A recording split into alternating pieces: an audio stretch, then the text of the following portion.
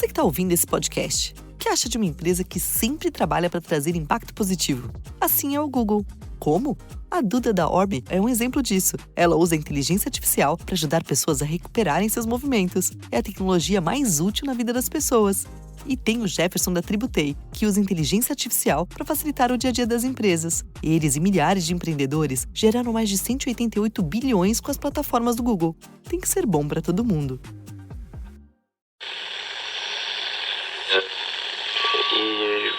Empire.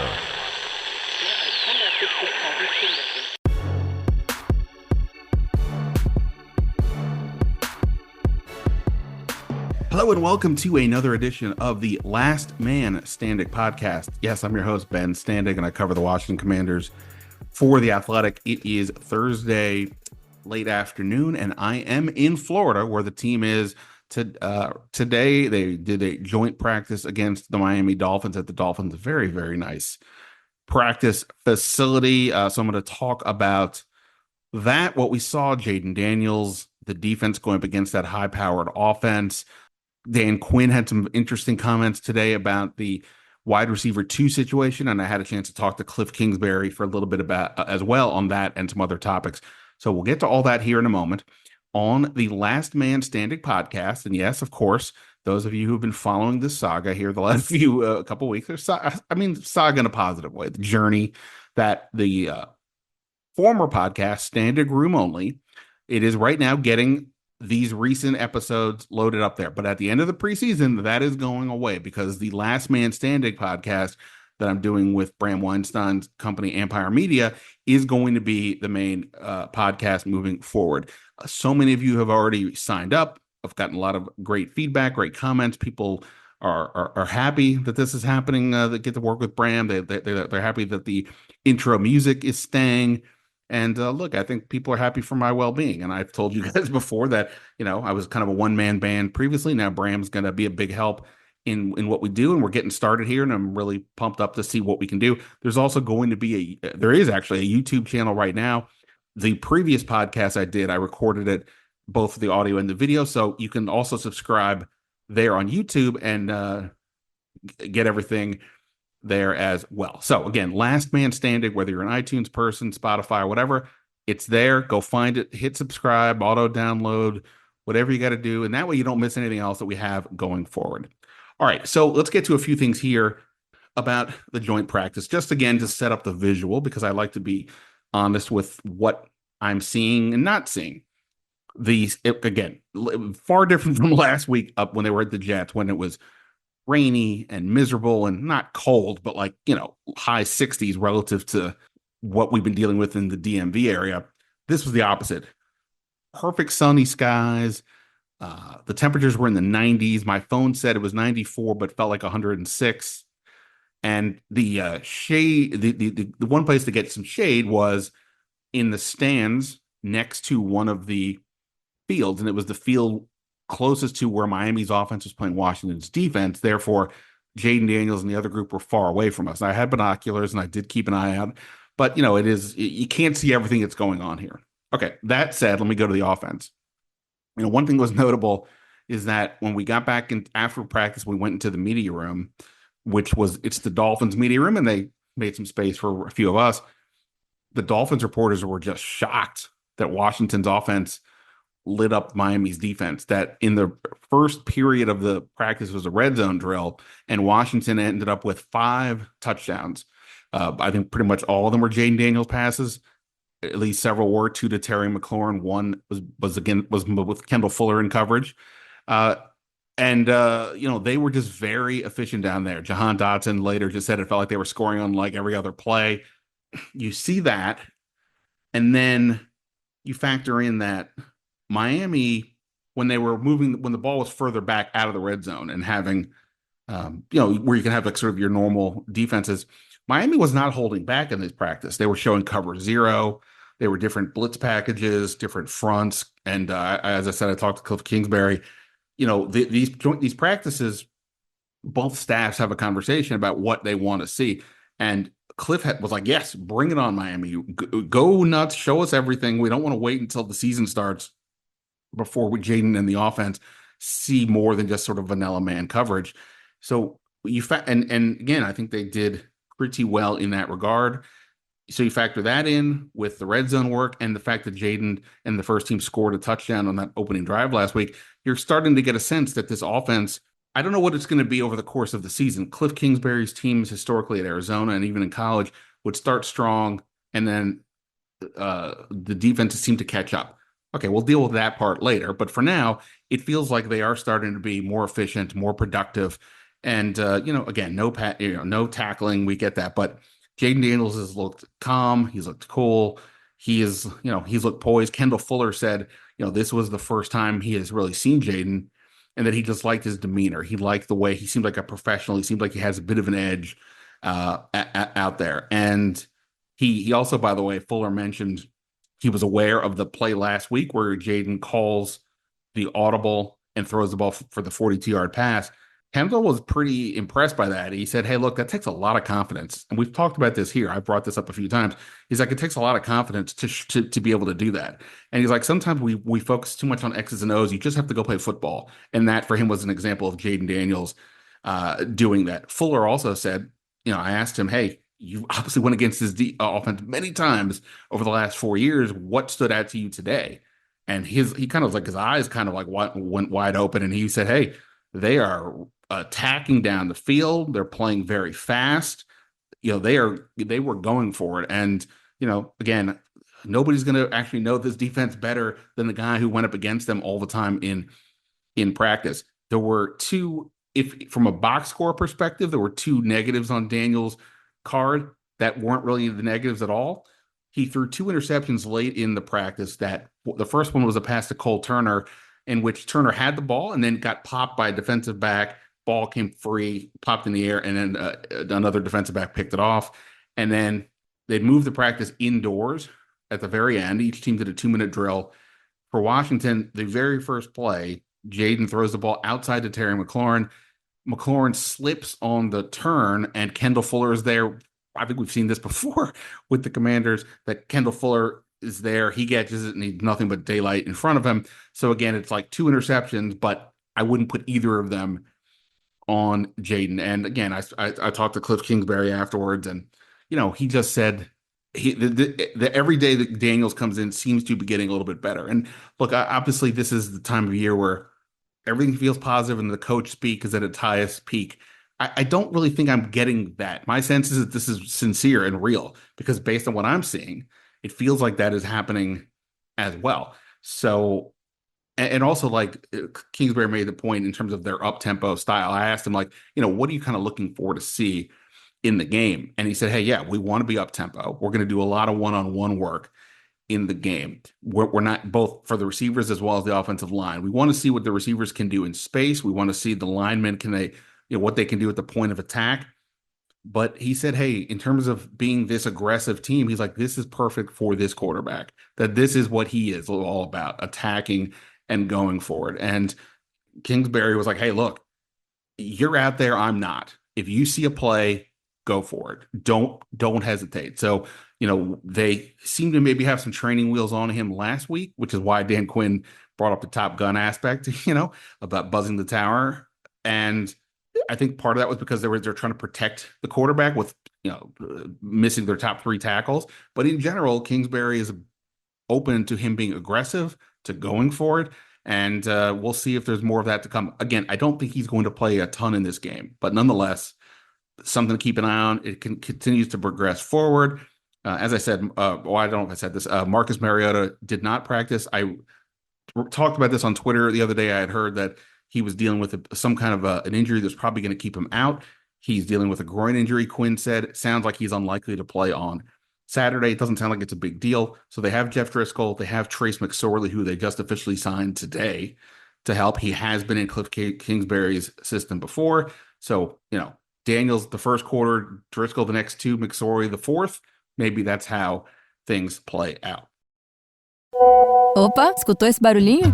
Mensagem nova no seu WhatsApp. Já reparou que quando chega uma mensagem de um número desconhecido, você é avisado na conversa? Esse é o cartão de contato de primeira mensagem, uma das ferramentas de segurança do WhatsApp para proteger você e suas informações, que conta ainda com confirmação em 2 etapas e a possibilidade de bloquear e denunciar números suspeitos. Aproveite o WhatsApp para enviar mensagens de forma segura para pessoas e empresas. WhatsApp, privacidade para suas mensagens com múltiplas camadas de proteção. All right, let's get to a couple other things here before I have to run out. Jahan Dotson and the second receiver situation. Let's go back to last week. We talked about this here on the podcast.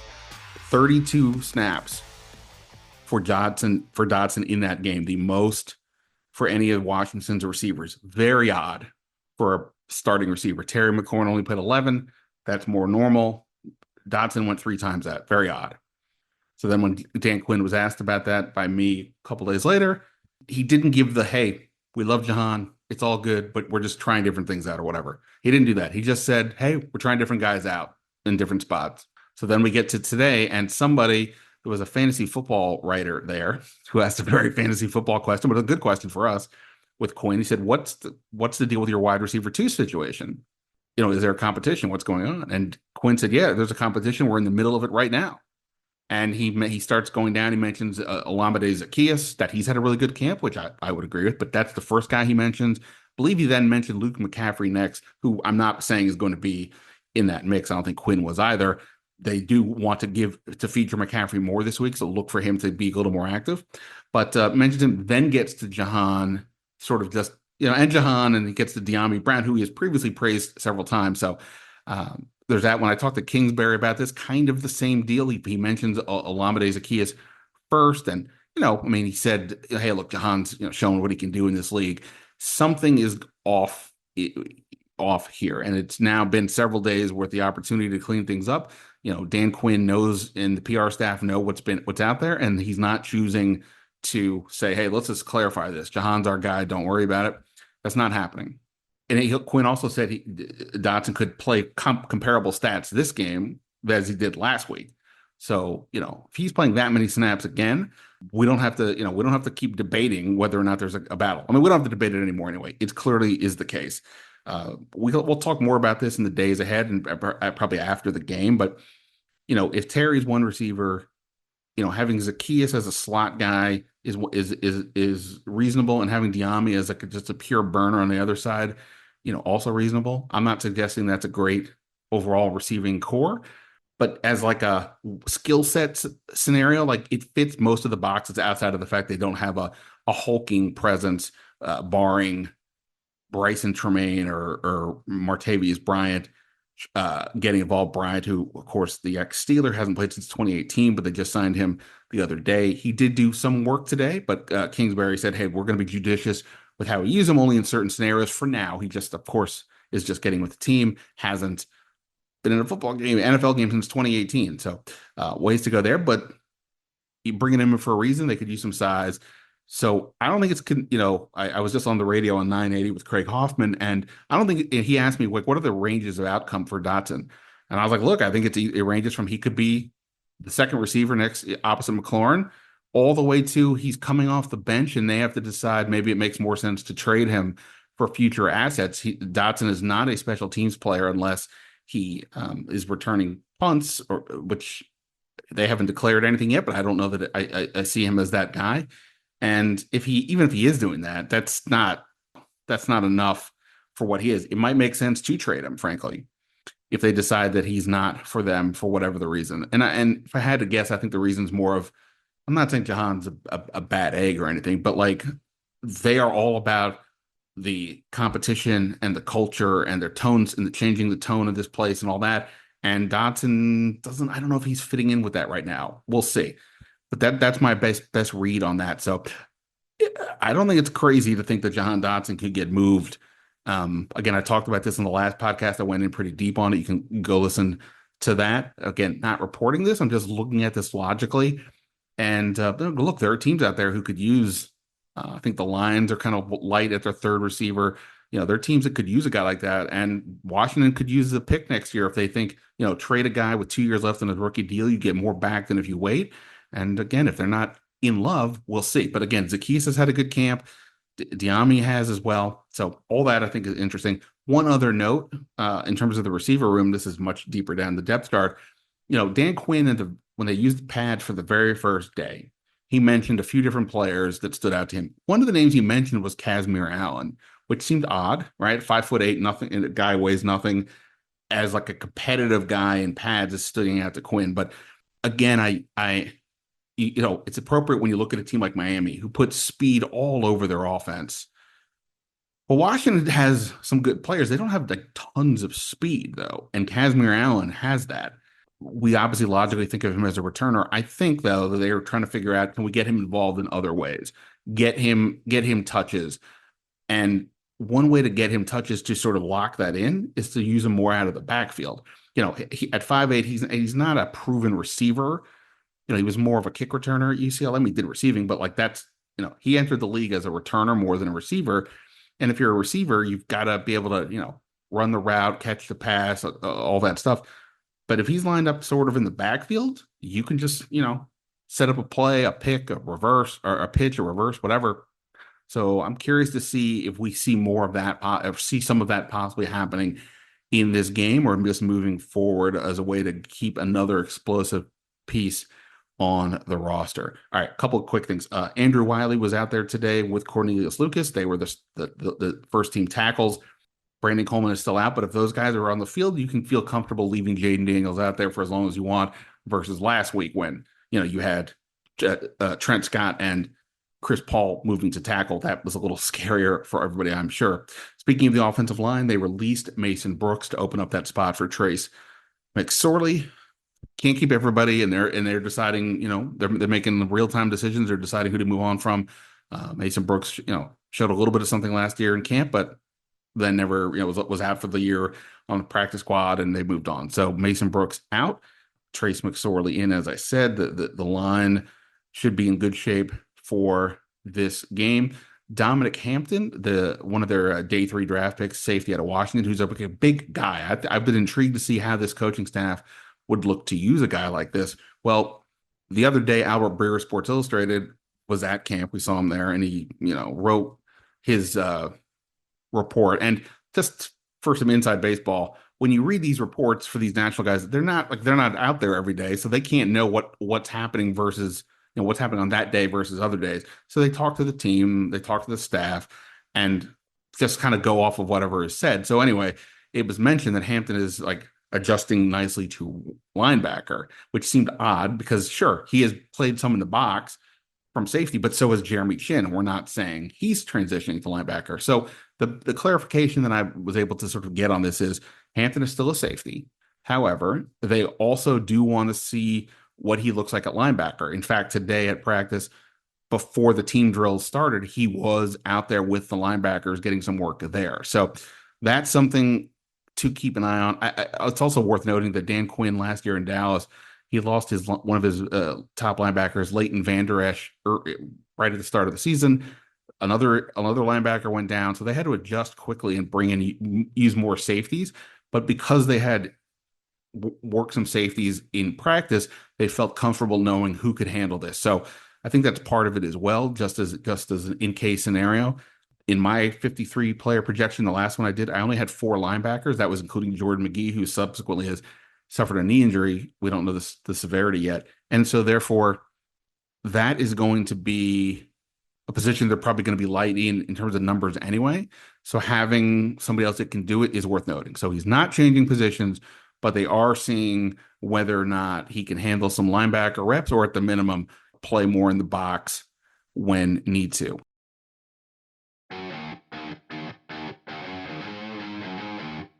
Dorrance Armstrong, I thought had a pretty good day from what I could see. He at least would have had 1 sack, got around the edge, and was going right at Tua. Would have gotten him if tackling was allowed.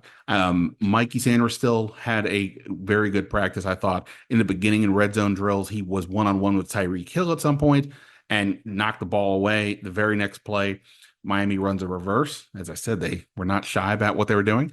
They run a reverse, and Sanders still stood in his space and was there to make the play when the receiver came around. On back-to-back plays at one point, Forbes and Jeremy Chin had pass deflections. That there were not nearly as many busted coverages or open receivers as it felt as compared to a week ago. But Miami obviously still made some plays. They would have had their biggest play of the day if not for Tua Tagovailoa overthrowing Tyreek Hill, who beat Benjamin St. Juste deep down the field, but it was an overthrow and incompletion. Riley Patterson at kicker. He's the only kicker now. He had a good day, was making kicks from pretty good distance, so felt more in rhythm. And I think that's what they wanted to see, not having the two quarterbacks go back and forth, two kickers go back and forth, have just one. So good for Riley Patterson, who does have experience. He kicked the recent last season with Jacksonville. So, they may have a guy who can do it, but I would still kind of guess that their week one kicker is probably somewhere else. But hey, if Patterson can impress over the next couple weeks, he can get that job. All right. By the way, Zach Ertz was not there today. Dan Quinn said it was for the best of reasons. His wife, Julie Ertz, of course, former member of the U.S. women's soccer team, has been at practice. And let's just say, I mean this lovely, but she looked like she was about 12 months pregnant. So I think we know why he wasn't around. So hopefully everything is good for the Ertzes on that front. If I'm forgetting something, you guys will tell me in the comments or on X at Ben Standig. If you got any questions, obviously you can hit me up there as well. And we'll talk more after the game on Saturday night. So that was a quickie edition of this, bang through a bunch of different topics. And again, I just think the offense has been continuing to be, is being more efficient as we go through this, and that wide receiver 2 scenario, very interesting. All right, that's it for now. Thanks for the time. And again, the Last Man Standing podcast. Go check it out. Go subscribe. If you already have subscribed, do it again. You won't miss anything. If you were subscribing to the other one, you won't miss anything. And if you're new to the podcast, I won't bite. Informative. We talk about the Commanders. I talk to local people. I talk to national people around the league. I get some good insight as to what's going on with this team. And, I'm trying to, one of the things that's been fun with this new group is trying to figure out what Dan Quinn's about, what this roster looks like, Kingsbury, Joe Witt, et cetera. And, I think we're getting a little bit closer to getting a feel for what they're going to do, but there's still more to go. So that is it for now. Ben Standig signing off. Until next time. See ya.